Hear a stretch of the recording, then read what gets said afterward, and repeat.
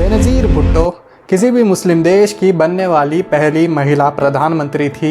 वे 2 बार पाकिस्तान की प्रधानमंत्री रही, 1988 से 90 तक और 1993 से 1996 तक।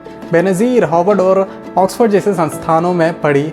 उस समय उनके पिता जुल्फ़िकार अली भुट्टो पाकिस्तान के प्रधानमंत्री हुआ करते थे, लेकिन उनकी ज़िंदगी उस समय बदल गई जब जनरल ज़िया-उल हक ने मिलिट्री कूप करके उनके पिता को अपने पद से हटा दिया और फांसी की सज़ा सुना दी। Justice must be done, and nobody is above the law according to my conviction, whether it is Mr. A, Mr. B. Zulfikar Ali Bhutto को फांसी देने के बाद भी ज़िया-उल हक शांत नहीं बैठे। वे भुट्टो परिवार को परेशान करते रहे। इसलिए बेनज़ीर कभी जेल के बाहर होती तो कभी जेल के अंदर होती। इसलिए 1984 में बेनज़ीर पाकिस्तान छोड़ के इंग्लैंड चली गई और कभी वो इंग्लैंड में रही और कभी वो यूएई में रही। ज़िया-उल हक के ऊपर लगातार इलेक्शन का दबाव था, इसलिए वह इलेक्शन करवाने की ठानते हैं। इलेक्शन का माहौल देखते ही बेनज़ीर भुट्टो वापस पाकिस्तान दोबारा लौटती है, ठीक 2 साल बाद 1986 में। ज़िया-उल हक कभी नहीं चाहते थे कि बेनज़ीर भुट्टो प्रधानमंत्री बने और वह सबसे बड़ी अड़चन थे, लेकिन ठीक 1 साल बाद 1988 में एक प्लेन दुर्घटना में ज़िया-उल हक की मौत हो जाती है और बेनज़ीर के लिए रास्ता साफ हो जाता है। इसके बाद 1 साल बाद पाकिस्तान में चुनाव होते हैं और बेनज़ीर भुट्टो चुनाव जीत जाती है और पाकिस्तान की पहली महिला प्रधानमंत्री बनती है। लेकिन प्रधानमंत्री बनने के बाद भी बेनज़ीर भुट्टो की मुश्किलें कम नहीं होती, क्योंकि पैट्रियटिकल सोसाइटी में एक वुमन को प्रधानमंत्री मानना बहुत डिफ़िकल्ट चीज़ें होती है और इनकी सरकार पर भी काफ़ी भ्रष्टाचार के आरोप लगते हैं। ज़िया-उल हक अब नहीं रहे थे, लेकिन उनको मानने वाले लोग अभी भी जिंदा थे।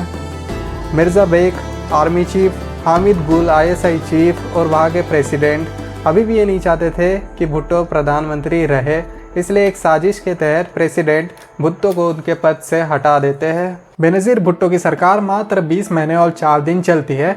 इसके बाद नवाज शरीफ पाकिस्तान के प्राइम मिनिस्टर बनते हैं, लेकिन इनकी सरकार भी ज़्यादा दिन तक नहीं चल पाती। 2 साल चलने के बाद सरकार गिर जाती है और वापस पाकिस्तान में 1993 में इलेक्शन होते हैं। इस बार फिर से बेनज़ीर भुट्टो को पाकिस्तान की जनता चुनाव में जिता देती है और प्रधानमंत्री पद का 2nd टर्म संभालती है। लेकिन इस बार भी उनकी मुश्किलें कम नहीं थी। प्रधानमंत्री तो वो बन गई थी, लेकिन इस बार भी पाकिस्तान पीपल्स पार्टी के ऊपर करप्शन के कई चार्जेस लगते हैं। उनके पति आसिफ जरदारी को मिस्टर 10% कहा जाता है। यहाँ तक कि बेनज़ीर भुट्टो पर अपने खुद के भाई मोतुज़ा भुट्टो की मौत का आरोप भी लगता है। मोतुज़ा भुट्टो की मौत पुलिस फायरिंग में हुई थी, जिस समय बेनज़ीर पाकिस्तान की प्रधानमंत्री थी। तो कई लोगों का मानना ये भी है कि मोतुज़ा भुट्टो की मौत के पीछे बेनज़ीर का हाथ हो सकता है, लेकिन इसके कोई सबूत मौजूद नहीं है। और सभी पॉलिटिकल मौतों की तरह भी इस मौत की भी जांच नहीं हो पाई और ये राज भी दब के राज ही रह गया।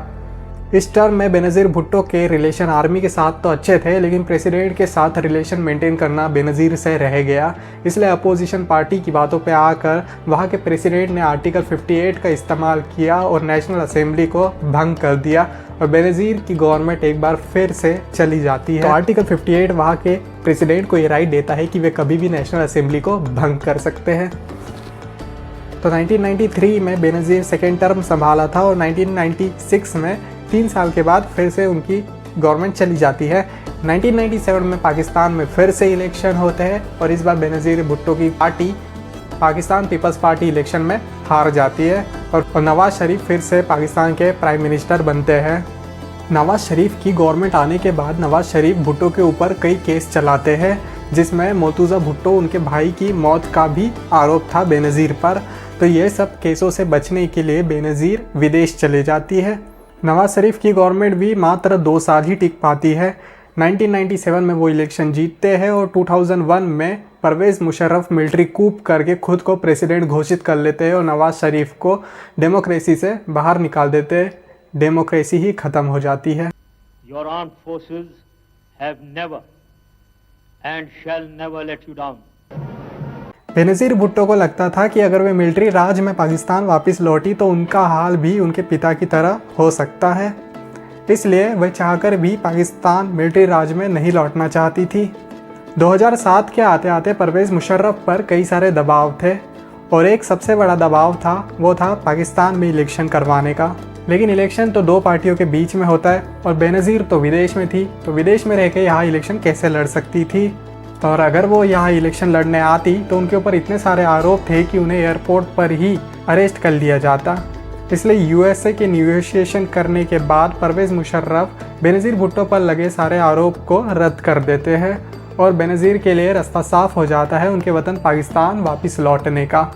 बेनज़ीर भुट्टो का पाकिस्तान वापस आने का रास्ता तो साफ हो गया था, लेकिन उसकी मुश्किलें अभी भी उतनी ही थी।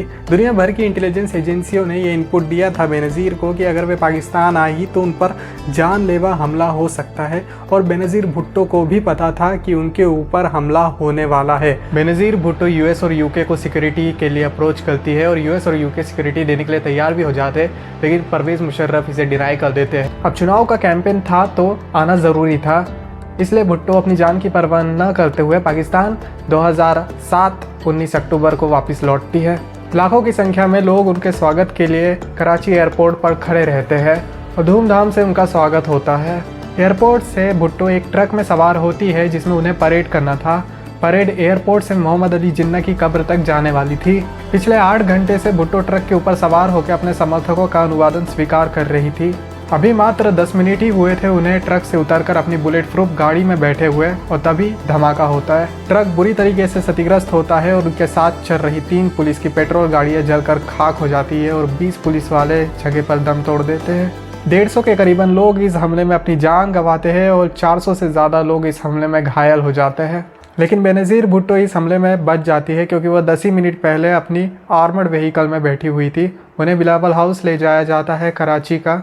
हमले की जिम्मेदारी तालिबान लेता है, लेकिन बेनज़ीर भुट्टो द गार्डियन को दिए अपने एक इंटरव्यू में कहती है कि उन्हें शक है कि मिलिट्री के कुछ रिटायर्ड अफसर उनका असैसिनेशन प्लान करने की कोशिश कर रहे हैं और वो बाकायदा उन अफसरों का नाम भी लेती है और इसमें तालिबान को वो एक प्यादा बताती है। उन्होंने Chaudhry Pervez Elahi, ex chief minister of Punjab, Hamid Gul DG of ISI और Ijaz Shah DG of IB इन लोगों का नाम लिया था, लेकिन उस समय की पाकिस्तान की गवर्नमेंट लगातार अलकायदा और तालिबान को आरोपी मानकर चल रही थी। जनवरी में इलेक्शन होने वाले थे, इसलिए रैलियां को कैंसिल नहीं किया जा सकता था। 27 दिसंबर 2007 को ऐसे ही एक रैली लियाकत बाग में होने वाली थी। लियाकत बाग वही जगह है जहां पे पाकिस्तान के पहले प्रधानमंत्री लियाकत अली खान की गोली मारकर हत्या कर दी गई थी और इस बार फिर से हिस्ट्री दोहराने वाली थी। रैली खत्म होती है, बेनज़ीर भुट्टो अपने काफिले के साथ बाहर निकलती है। रास्ते में कुछ समर्थकों की भीड़ देखकर बेनज़ीर भुट्टो उत्साहित होकर कार के एस्केप हैच से बाहर निकलती है, लेकिन बेनज़ीर को यह नहीं पता था कि गाड़ी से मात्र 2 से 3 मीटर की दूरी पर बिलाल नाम का एक शख्स उनकी मौत बनकर खड़ा हुआ है। बेनज़ीर जैसे ही एस्केप हैच से बाहर निकलती है, बिलाल नाम का आत्मघाती हमलावर 3 राउंड अपनी पिस्तौल से फायर करता है, जिसमें से दूसरी और तीसरी गोली सीधा बेनज़ीर के सिर में जा लगती है और वो अपनी लैंड क्रूज़र की सीट पर गिर जाती है। कोई कुछ समझ पाता है इसके पहले ही आत्मघाती हमलावर अपने अंदर छुपाए गए बम को फोड़ देता है और एक ज़ोरदार धमाका होता है। धमाके की वजह से गाड़ी के सारे टायर फट चुके थे, लेकिन ड्राइवर गाड़ी को उसकी रिम पर चलाकर हॉस्पिटल ले जाने की कोशिश करता है। गाड़ी कुछ देर चलते ही रुक जाती है। सड़क पर लाशें और जख्मी लोग पड़े हुए थे, इसलिए बेनज़ीर के पेट्रोल व्हीकल्स भी उनके पीछे ना आ पाए। तभी एक दूसरी गाड़ी में बिठाकर बेनज़ीर को 6 बजे रावलपिंडी के जनरल हॉस्पिटल में भर्ती कराया जाता है। जब तक बेनज़ीर को अस्पताल पहुंचाया गया, उनके सिर से बहुत खून बह चुका था और वो ऑलरेडी डेथ हो चुकी थी उनकी। बेनज़ीर नहीं रही थी, लेकिन उनकी मौत से जुड़े कई राज खुलने अभी बाकी थे। सबको जानना था आखिर बेनज़ीर की मौत के पीछे कौन शामिल है। शक की सुई कई लोगों पर थी, पाकिस्तान आर्मी के परवेज़ मुशर्रफ से लेकर बेनज़ीर के पति आसिफ ज़रदारी तक। लोगों का कहना था आखिर परवेज़ मुशर्रफ ने सिक्योरिटी के इंतज़ाम पुख्ता क्यों नहीं किए थे। मात्र 1 घंटे बाद क्राइम वाले सीन को धो दिया जाता है पानी से। क्या ये सबूत मिटाने की साजिश थी? और लगातार पाकिस्तान आर्मी की तरफ से कहा जाता है कि बेनज़ीर भुट्टो की मौत गोली लगने से नहीं, बल्कि गाड़ी के एस्केप हैच का लीवर लगने से हुई थी, क्योंकि परवेज़ मुशर्रफ और पाकिस्तानी आर्मी ये नहीं चाहती थी कि बेनज़ीर भुट्टो को शहीद का दर्जा दिया जाए।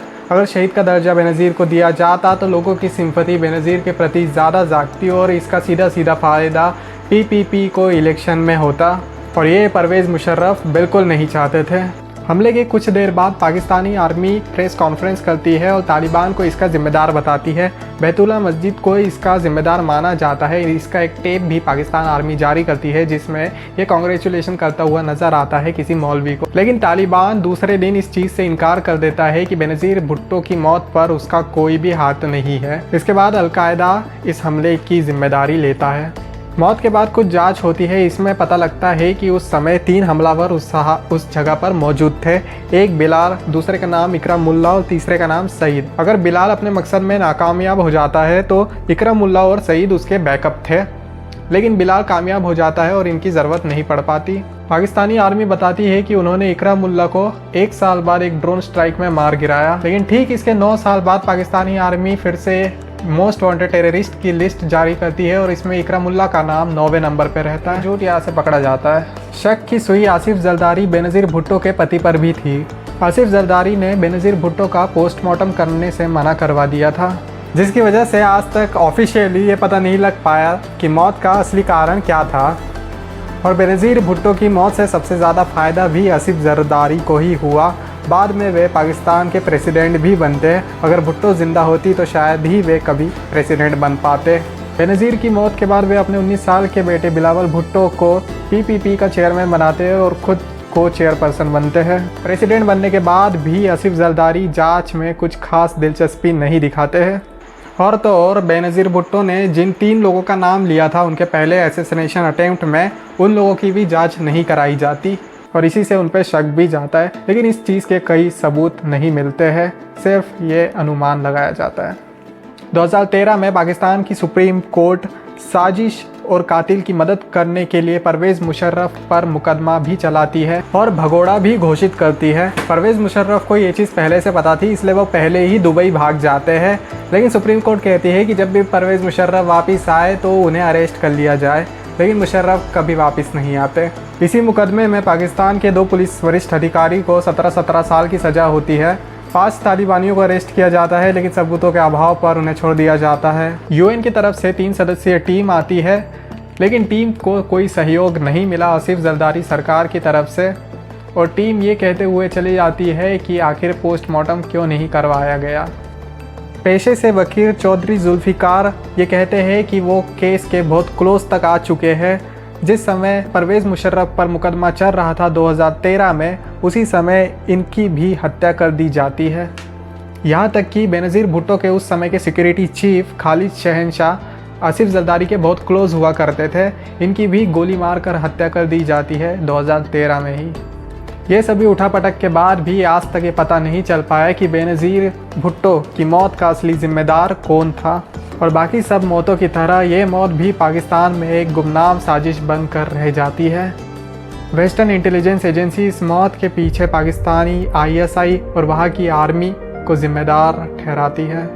वीडियो यहीं तक। अगर अच्छा लगा हो तो लाइक कीजिए। अगर आपके पास कुछ और इन्फॉर्मेशन हो तो प्लीज़ कमेंट में डालिए। जय हिंद।